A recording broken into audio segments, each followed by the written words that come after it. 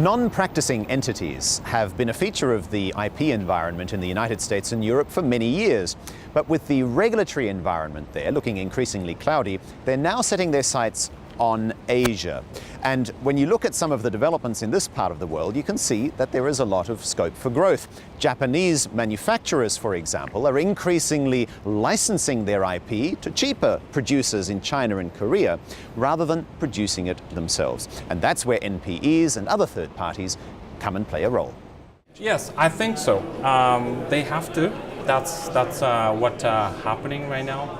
And also, the other thing is that if you look at the market in Japan, especially Japanese manufacturers, there is several significant change.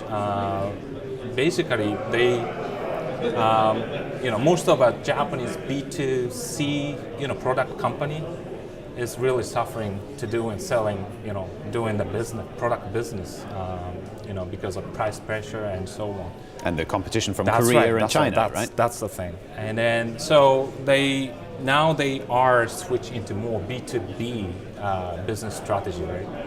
But the patents, so some of the companies shut down their B2C business, but the patents still remain there, even though product business terminated.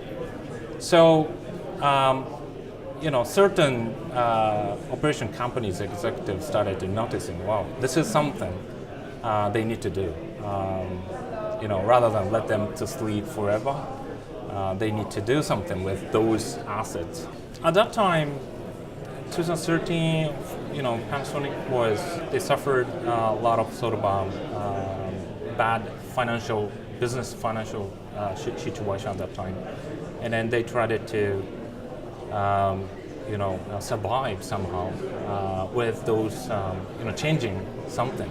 One of that was monetizing IP.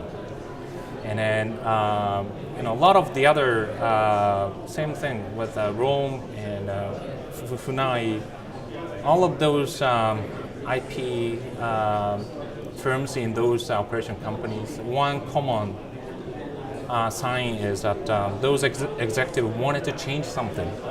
Those are engine. That's the kind of key. They wanted to, all of those IP executives wanted to change something with their own IP, not stick with a conventional way, just a filing patent and then that's it. It's significantly started changing right now. Yeah, more aggressive. And this brings me to the second major trend. Japanese companies are increasingly turning to NPEs for help, rather than doing everything in-house.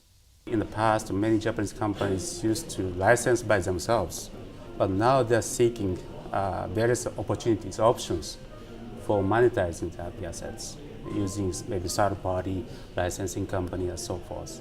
So that's a big change, and it's increasing. None of that's to say Japanese companies didn't know they held value before. From Hitachi, and they started this open licensing policy for royalty compensations in 1970. Hitachi is one of the very proactive and leading company in IP operations in Japan at the time. At the time, the options are, of course, we licensed by ourselves. So we didn't have options to use like a third-party licensing entities, stuff like that. But instead, they've been pretty aggressive.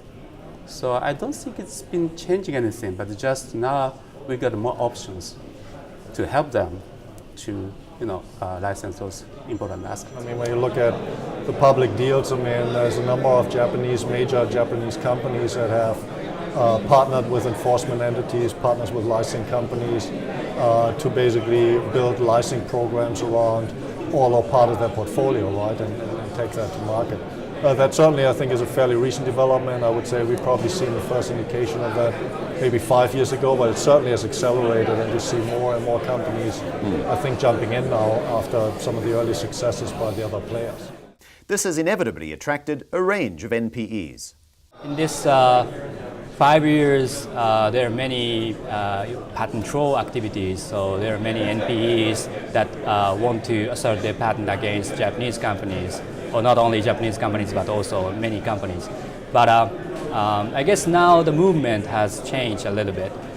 because, as I said, the money flow from investors are limited right now. So their stock price, NPE stock price are going down. So in this sense, there is high competition among NPEs. Japanese companies are not just turning to third parties for help. Companies like Foxconn and Panasonic are themselves reaching out to help other innovators build their businesses. We collaborate with university, for example. University has a patent, and we want to monetize, or we want to make a business out of those patents that are owned by university, and we help building an IP strategy for university or other small companies. In the process, traditional manufacturers are themselves becoming NPEs. You have Panasonic spinning out its whole IP department into they call it Panasonic IP management.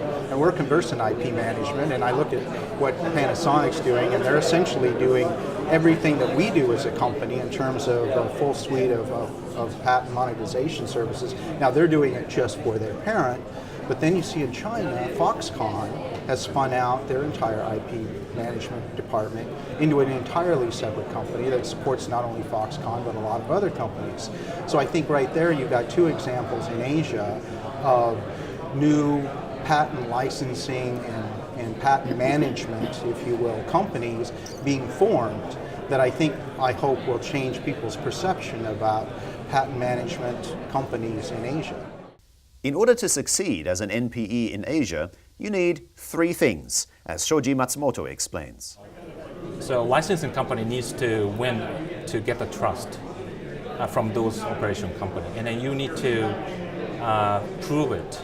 And then one of the key things is that those long experience, long track record in the past about successful monetization, but also transparency is kind of key, especially for the Japanese companies. They don't like black boxes. They want us to be more open and flexible and transparent.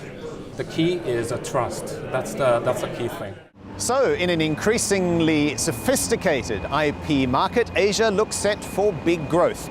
But whether Asia has an answer to that age-old question of how to value intellectual property, that's still anyone's guess. And it's the subject of our third and final installment in the series from IPBC Asia in Tokyo.